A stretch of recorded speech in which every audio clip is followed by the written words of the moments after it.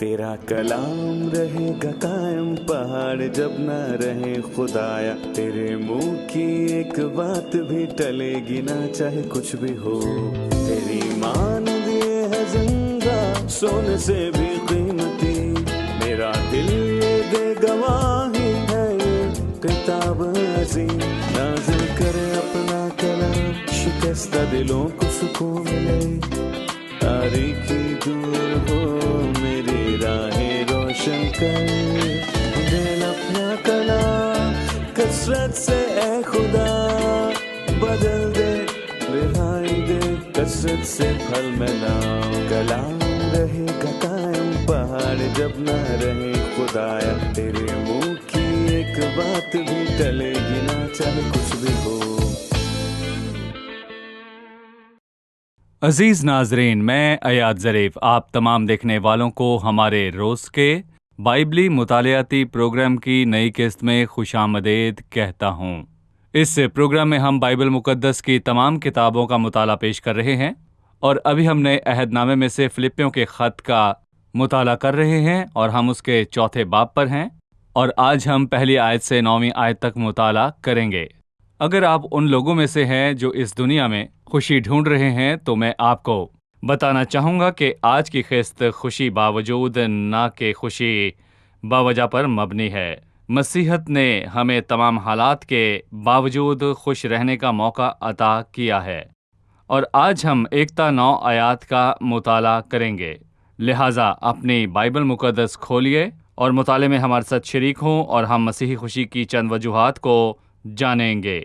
लेकिन प्रोग्राम के बाकायदा आगाज से पहले मैं स्टूडियो में आए मेहमान का खैर मकदम करूंगा। डॉक्टर फरीद खुशामदीद। शुक्रिया भाई। और स्टूडियो में आए दीगर मेहमानों को भी खुशामदीद। डॉक्टर फरीद, चौथे बाब का आगाज इन अल्फाज से होता है कि इस वास्ते ऐ मेरे प्यारे भाइयों जिनका मैं मुश्ताक हूँ, जो मेरी खुशी और ताज हो, ऐ प्यारो खुदावंद में इसी तरह कायम रहो। यहाँ पर वो अपने प्यारे भाइयों की बात करता है और उन्हें अपनी खुशी और अपना ताज कहता है। और पौलुस के फिलिप्पी के ईमानदारों को अपनी खुशी और अपना ताज कहने के मुतल्लिक क्या कहेंगे? सबसे पहले तो ये उनके लिए मोहब्बत की बात है और एक दूसरे से ऐसे अच्छे और हौसला अफजा अल्फाज से अपनी मोहब्बत का इजहार करना अच्छी बात है। और तसव्वुर करें उन्हें ये अल्फाज एक ऐसे शख्स की तरफ से मौसूल हुए जो कैद में है। हालांकि इन अच्छे और हौसला अफजा अल्फाजों की ज़रूरत उसे खुद थी और वो उन्हें कह रहा है कि ऐ मेरे प्यारे भाइयों, मैं तुम्हारा मुश्ताक हूँ और तुम मेरी खुशी और मेरा इनाम हो। और कैद में मुझे इस बात से तसल्ली है कि तुम मेरा ताज हो और फिर यूँ होगा कि ज़रूर वो इन बातों को सुन के खुश और ताज़ा दम होंगे, जिनसे मैं कहूँगा कि पौलुस के ताज़ा और खालिस अल्फाज जाहिर होते हैं जो तारीफ से पाक हैं। खुदा हम सबको ये तौफीक दे। ठीक है। पौलुस ने बतौर खादिम ये समझा कि फिलिप्पी के ईमानदार उसका इनाम, उसकी खुशी और ताज हैं। सो उन ताजरों के मुतल्लिक मुझे कुछ बताएं जिनका जिक्र बाइबल में हुआ है। यहाँ वो उन्हें अपना ताज कहता है। क्या और ताजरों का अक्स भी मौजूद है जिनका जिक्र बाइबल में हुआ? जी बिल्कुल जी। मसलन रास्तबाजी के ताज के मुतल्लिक पौलुस ने अपनी जिंदगी के आखिर में कहा। दूसरे तिमुथियुस के चौथे बाब की 7वीं और 8वीं आयत में जिक्र है, मैं अच्छी कुश्ती लड़ चुका, मैंने दौड़ को ख़त्म कर लिया, मैंने ईमान को महफूज रखा, आइंदा के लिए मेरे वास्ते रास्तबाजी का वो ताज रखा हुआ है जो आदिल मुनसिफ यानी खुदा मुझे उस दिन मुझे देगा। और ये वो ताज है जो हर उस शख्स को मिलेगा जो आखिरी दिन तक अपनी जद्दोजहद को जारी रखता है। सही। हम जिंदगी के ताज के मुतालिक पढ़ते हैं जो कि 2 किस्म के लोगों को मिलता है, जैसा नए अहदनामे में बताया गया, जो कि सब्र से आजमाइश की बर्दाश्त करते हैं। मुबारक वो शख्स है जो आजमाइश को बर्दाश्त करता, क्योंकि जब वो मकबूल ठहरेगा तो जिंदगी का वो ताज हासिल करेगा जिसका खुदा ने मोहब्बत करने वालों से वादा किया है। वो उसे शहद भी पिलाएंगे। मुकाशवा दूसरे बाब में लिखा है कि जान देने तक वफादार रह तो मैं तुझे जिंदगी का ताज दूंगा। यहाँ पर जलाल के ताज का कोई जिक्र नहीं हुआ। और पतरस चरवाहों की हौसला अफजाई करते हुए इसकी बाबत कहता है कि खुदावंद के उस गल्ला की गलाबानी करो जो तुम में है اور جب سردار گلابان ظاہر ہوگا تو تم کو جلال کا ایسا صحرا ملے گا جو مرجھانے کا نہیں۔ صحیح۔ یہ تاجوں کی قسمیں ہیں، اور میں کہوں گا کہ تاج سے مراد جسمانی تاج نہیں، کیونکہ آسمان پر جسمانی چیزیں نہیں، بلکہ اس سے مراد آسمانی جلال کا ایک مخصوص درجہ ہے۔ جی شکریہ، ٹھیک ہے۔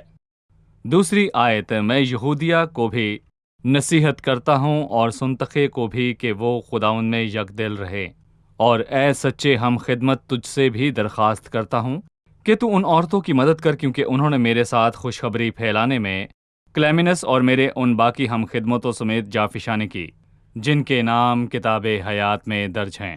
وہ یودیا اور سنتخے کو نصیحت کر رہا ہے کہ وہ خداوند میں یکدل رہیں۔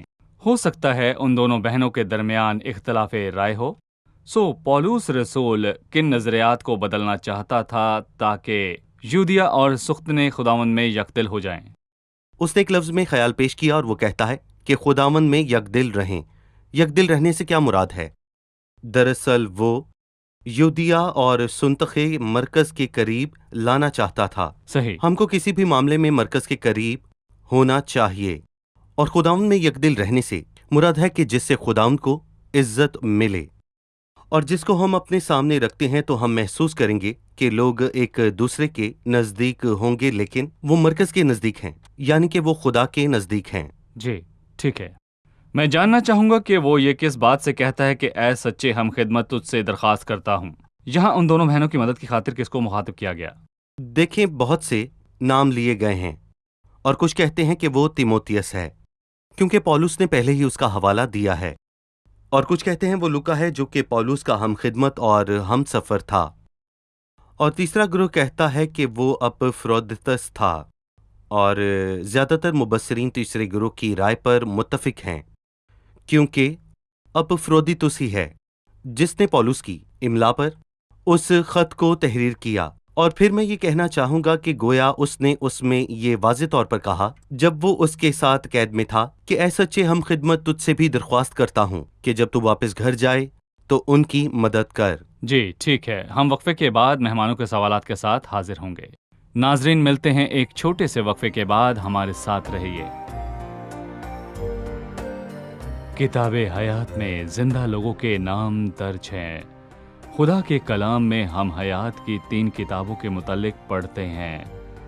زمین پر زندوں کی کتاب خدا کی کتاب بھی کہلاتی ہے، اور اس کتاب سے ان کے نام مٹانے کا مطلب ان کی دنیاوی موت ہے۔ دوسری کتاب نتیجہ یافتہ لوگوں کی زندگی کی کتاب ہے۔ اس کتاب میں ان کے نام لکھے ہیں جن کے نام کبھی مٹائے نہیں جائیں گے، اور ہم اس کے متعلق فلپیوں کے 4 باب کی 3 آیت میں اور مکاشفہ کی کتاب کے 17ویں باب کی 8 آیت میں اور دوسری جگہوں میں پڑھتے ہیں۔ تیسری کتاب صرف کتاب ہی کہلاتی ہے، جیسا کہ دانیل کی نبوت کے 12ویں باب کی پہلی آیت میں ذکر ہوا، اور اس کتاب میں اسرائیلی بقیے کے نام درج ہیں۔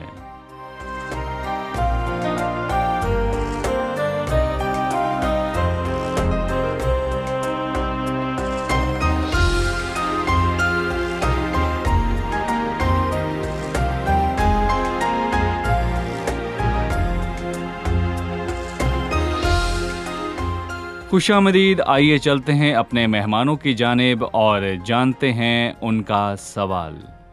جی سوال کیجیے۔ تیسری آیت میں وہ کتاب حیات کا ذکر کرتا ہے۔ کتاب حیات کیا ہے؟ کیا ہمارے نام اس میں تب لکھے گئے جب ہم نے خداوند کو جانا، اور کیا اس میں سے ہمارے نام مٹائے جا سکتے ہیں؟ تیسری آیت میں لکھا ہے جن کے نام کتاب حیات میں درج ہیں۔ کتاب حیات کیا ہے؟ ہمارے نام کتاب حیات میں کب لکھے گئے، اور کیا ہمارے ناموں کے کتاب حیات سے مٹائے جانے کا کوئی امکان ہے؟ دیکھیں، نئے عہد نامے میں کئی باتوں کا ایک ہی مطلب ہے، اور اس آیت میں کتاب حیات لوکا 10 میں ہے، جبکہ خداوند یسوع مسیح نے اپنے شاگردوں کو خدمت کے واسطے بھیجا اور وہ خوشی سے لوٹے کہ بدروحیں ان کے تابع تھیں، اور اس نے ان سے کہا تو بھی خوش نہ ہو کہ روحیں تمہارے تابع ہیں، بلکہ اس سے خوش ہو کہ تمہارے نام آسمان پر لکھے ہوئے ہیں، اور اس کا مطلب ہے کہ تمہاری شہریت آسمانی ہے، تم زمین کے نہیں بلکہ آسمان کے ہو، تمہارا آسمان سے تعلق مضبوط ہے، اور تیسری بات مکاشفہ کی کتاب میں درج ہے، جہاں خداوند کہتا ہے کہ جو غالب آئے میں کتاب حیات سے اس کا نام ہرگز نہ کاٹ ڈالوں گا۔ اور یہ اس بات کی دلیل ہے کہ خدا کے فرزندوں کے نام آسمانی اندراج میں درج کیے گئے ہیں، اور وہ بنائے عالم سے پیشتر جانے جاتے اور چنے گئے ہیں۔ تو لہٰذا جب ہم مسیح کو بطور نجات دہندہ قبول کرتے ہیں تو کتاب حیات میں لکھے ہوئے کی تکمیل ہوتی ہے۔ مجھے معلوم ہوتا ہے کہ میرا نام کتاب حیات میں ہے تو میں خوشی مناتا ہوں۔ اسے لکھنے والا میں نہیں ہوں، جبکہ میں ایمان لاتا ہوں اور یہ کتاب حیات میں لکھا ہے۔ اور جس ایماندار نے مسیح کو قبول کیا، اور میں اس سے خوشی مناتا ہوں کہ مسیح نے کہا کہ میرا نام کتاب حیات میں لکھا ہے۔ اور اس کتاب سے نام کٹ جانے کا کوئی امکان یہ نہیں مکاشفہ میں لکھا ہے کہ میں اس کا نام کتاب حیات میں سے ہرگز نہ کاٹ ڈالوں گا۔ ہے۔ جی ٹھیک ہے، اب میں چوتھی آیت کی طرف آنا چاہوں گا، جو کہ بہت مشہور آیت ہے کہ خداوند میں ہر وقت خوش رہو، پھر کہتا ہوں کہ خوش رہو۔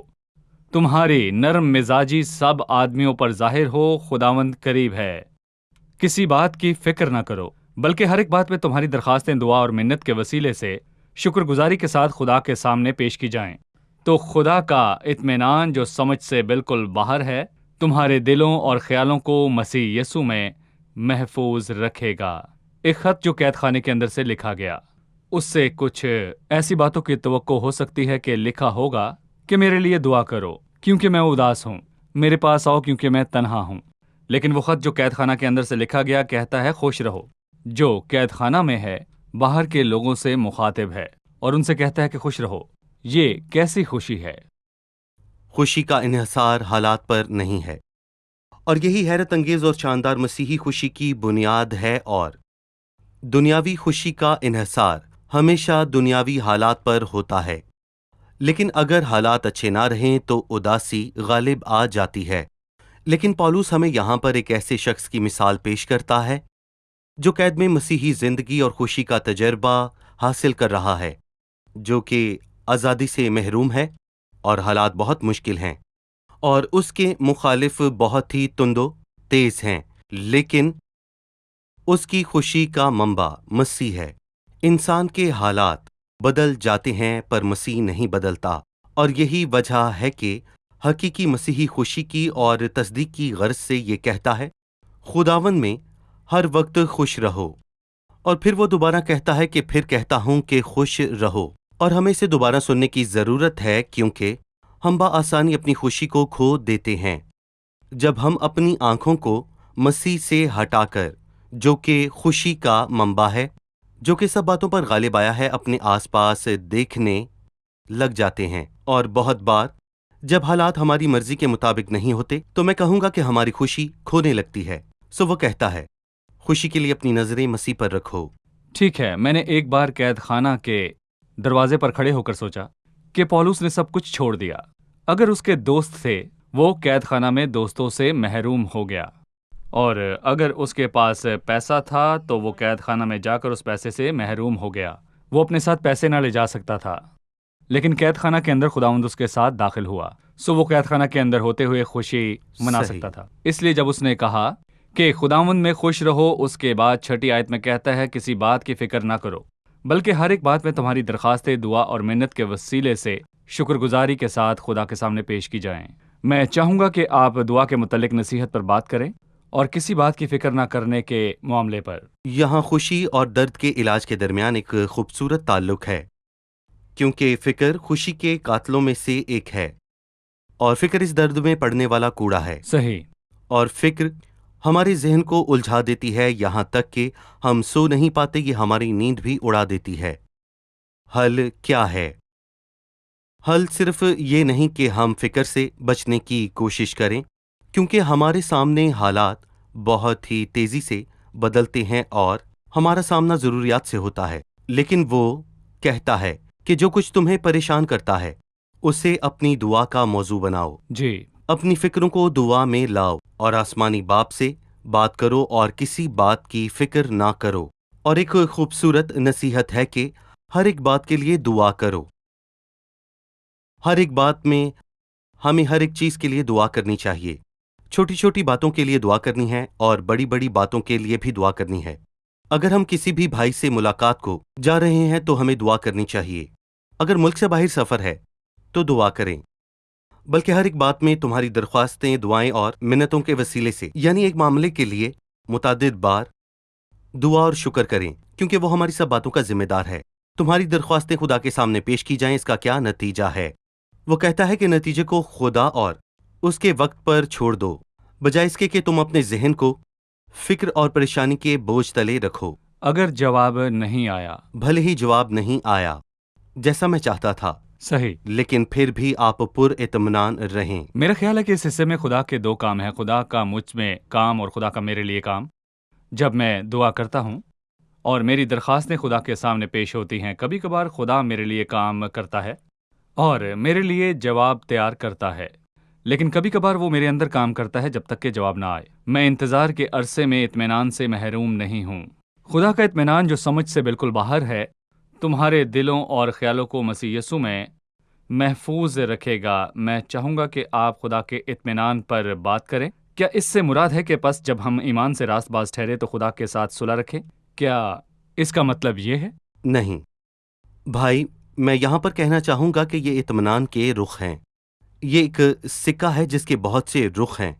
یہ اطمینان کا سکہ ہے، اور یہ اطمینان مسیح کی صلیبی موت کے وسیلے ہمیں میسر ہے۔ صحیح، اور میں اس سکے کے پہلے رخ سے بہت محظوظ ہوتا ہوں جب میرے گناہ بخشے جاتے ہیں اور میں خدا کے ساتھ صلح میں قائم ہوتا ہوں اور میں گا سکتا ہوں۔ پس جب ہم ایمان سے راست باز ٹھہرے تو خدا کے ساتھ اپنے یسوع مسیح کے وسیلے سے صلح رکھیں، اور یہ ایک بہت بڑی نعمت ہے، کیونکہ بہت سے مذاہب اور بہت سے مذاہب کے لوگ خدا کی خوشی حاصل کرنے کی کوشش میں ہیں اور اس کے پاس بے خوف ہو کر جانا چاہتے ہیں، لیکن نہیں جا سکتے کیونکہ مسیح مصلوب کے لہو کے سوا اور کہیں اطمینان نہیں۔ دوسرا رخ، جب میں خدا کے اطمینان سے محظوظ ہوتا ہوں تو مجھے ہر روز ضرورتوں کا سامنا ہے جو پریشانی کا باعث بنتی ہیں، اور میں اپنا خوشی اور اطمینان کھو سکتا ہوں۔ سو وہ کہتا ہے کہ ان باتوں کے لیے دعا کریں، اور جب آپ دعا کرتے ہیں تو آپ کو اس کے دوسرے رخ کا تجربہ ہوتا ہے جو خدا کا وہ اطمینان کہلاتا ہے جو سمجھ سے باہر ہے۔ سو خدا کے ساتھ صلح رکھیں، اور وہ اطمینان ہے جو تمام سفر میں ہمارا ہم سفر ہوتا ہے، اور پھر ہم خدا کے اطمینان سے ملتے ہیں جو ہر صحیح، طرح کے اطمینان کا منبع ہے۔ صحیح، وہ کہتا ہے خدا کا اطمینان جو سمجھ سے بالکل باہر ہے تمہارے دلوں اور خیالوں کو محفوظ رکھے گا۔ بہت بار ذہن و دل پر فکر کے تیر چلتے ہیں، یقیناً، اور داؤد نے اپنے دل میں کہا کہ اب میں کسی نہ کسی دن ساؤل کے ہاتھ سے ہلاک ہوں گا، سو اس کا ذہن فکر میں الجھ گیا اور اس سبب سے وہ فلسطین سے دور چلا گیا۔ میں گزشتہ کئی سالوں سے بہت سارے لوگوں کو جانتا ہوں جنہوں نے اپنے دل میں سوچا کہ ملک شریروں کے ہاتھ میں آ چکا ہے، اور ان میں سے بہت سے اسی سوچ کے سبب دور چلے گئے اور انہوں نے خدا ان کی راہ نہ لی۔ لہٰذا جب ذہن و دل خدا ان سے دور رہتے ہیں تو بہت ہی برے نتائج سامنے بالکل آتے صحیح۔ ہیں، لیکن خدا کا اطمینان جو سمجھ سے بالکل باہر ہے ہمارے ذہنوں اور دلوں اور سوچوں کے فیصلوں کو محفوظ رکھتا ہے۔ ہم ایک وقفے کے بعد مطالعے میں آگے بڑھیں گے۔ ناظرین، ملتے ہیں ایک چھوٹے سے وقفے کے بعد، ہمارے ساتھ رہیے۔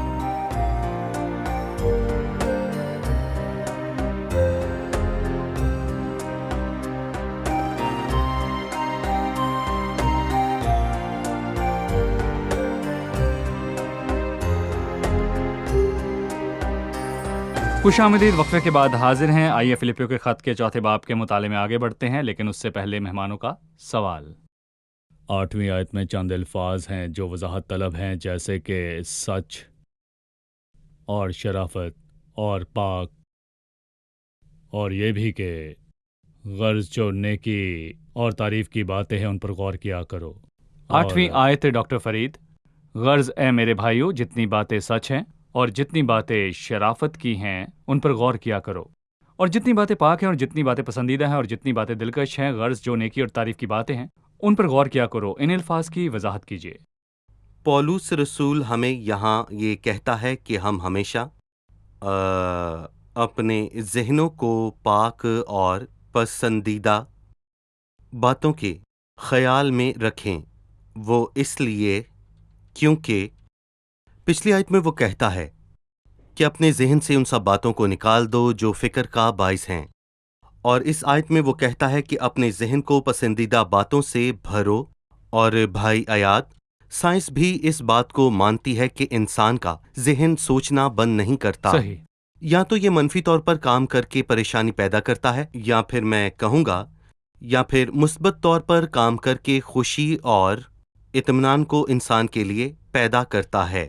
یہ دو باتیں ہیں، اور جب ہم منفی باتوں سے چھٹکارا پاتے ہیں، یعنی کہ فکر اور اداسی، تو پھر یہاں وہ ہم سے کہتا ہے کہ اپنے ذہنوں کو شاندار باتوں سے بھرو، جو کہ میں کہوں گا کہ حقیقی ہیں، کیونکہ اس دنیا میں ہر چیز ہی جھوٹی ہے، لہٰذا تم سچ سے بھر جاؤ، خدا کے کلام کو پڑھو جو سچ ہے، اور شرفا سے مراد ہے باوقار، جو رتبہ رکھتا ہے، اور مسیح اس کی زندگی کا مرکز ہے، عادل جو بے انصافی سے دور ہے، اور ایماندار کے آپس کے تعلقات اس ناانصافی سے پاک ہیں جو اس دنیا میں ہے، اور دنیا کی ناپاکی سے دور ہو۔ اور میں یہاں پر یہ کہنا چاہوں گا کہ دنیا کی ناپاک چیزیں پہلے ذہن کو پیش کی جاتی ہیں، نہ کہ آپ کے جسم کو، تو اسی لیے یہ بے حد ضروری ہے کہ ہمارے ذہن ہر وقت پاک چیزوں سے بھرے رہیں، کیونکہ جب ہمارے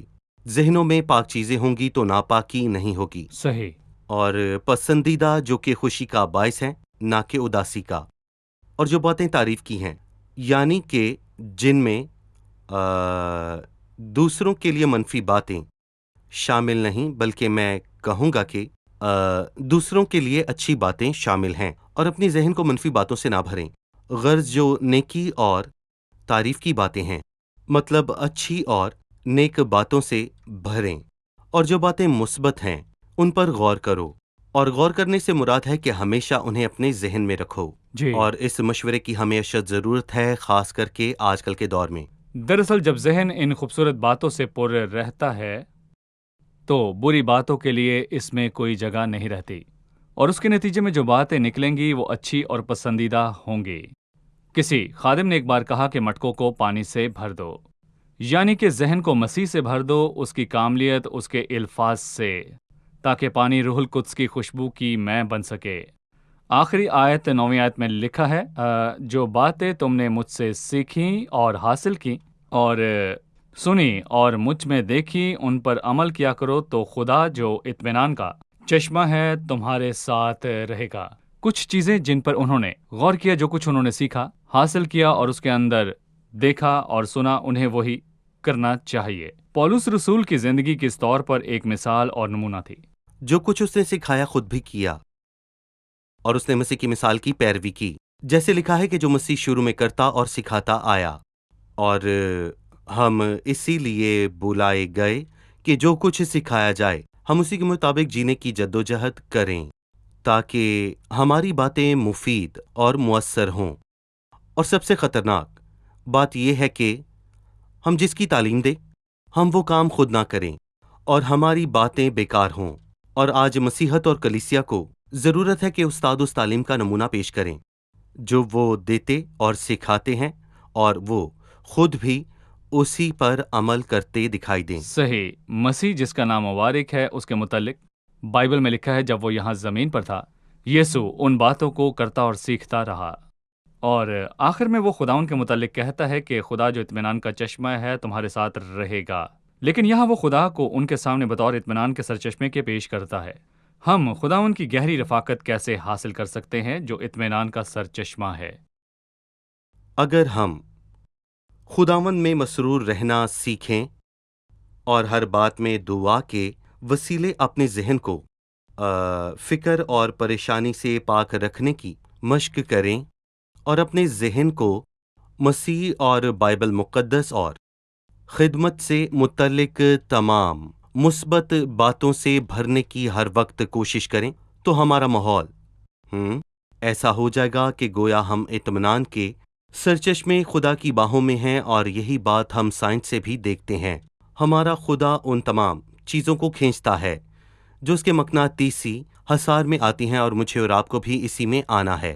اور جب ہم ایسا کرتے ہیں تو فکریں دور ہو جاتی ہیں اور ہم مسیح کے پاس آ جاتے ہیں، تاکہ میں اس کی رفاقت اور صحبت سے محظوظ ہو سکوں۔ صحیح، شکریہ ڈاکٹر فرید۔ ہم پروگرام کے اختتام پر پہنچ چکے ہیں۔ آپ کا بھی۔ جی، آج کے پروگرام سے آپ نے کیا سیکھا؟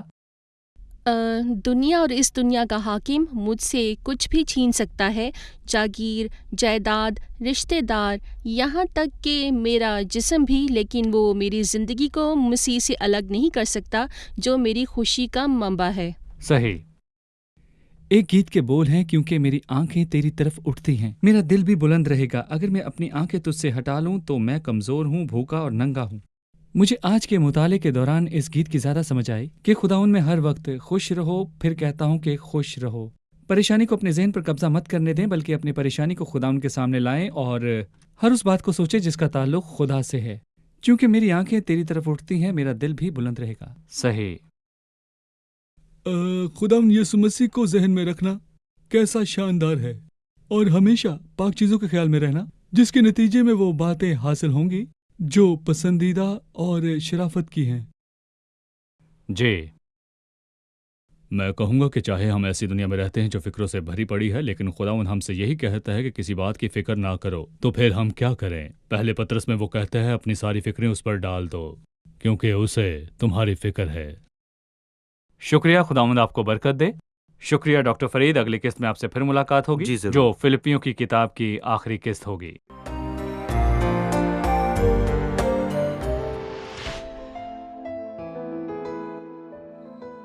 تیرا کلام رہے گا قائم، پہاڑ جب نہ رہے خدایا، تیرے منہ کی ایک بات بھی ٹلے گی نہ، چاہے کچھ بھی ہو۔ تیری مانند یہ ہے زندہ، سونے سے بھی قیمتی، میرا دل یہ دے گواہی ہے، یہ کتاب عظیم نازل کرے اپنا کلام، شکستہ دلوں کو سکون ملے، تاریکی دور ہو میری راہیں روشن کر، دل اپنا کلام کثرت سے اے خدا بدل دے، رہائی دے کثرت سے پھل ملاؤ، کلام رہے گا قائم، پہاڑ جب نہ رہے خدایا، تیرے منہ کی ایک بات بھی ٹلے گی نہ، چاہے